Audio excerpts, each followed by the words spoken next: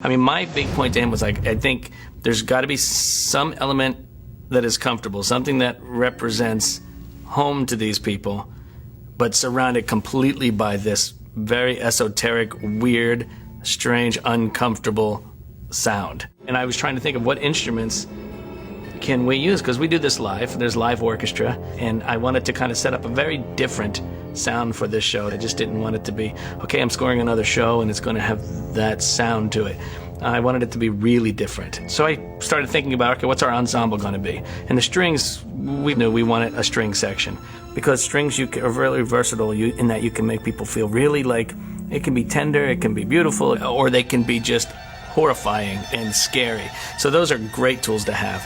What do we surround that with? And we thought, okay, how about just bizarre percussion, you know?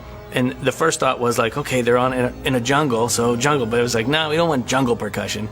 We want stuff that's like bizarre. So what we did was we shipped home sections of the airplane.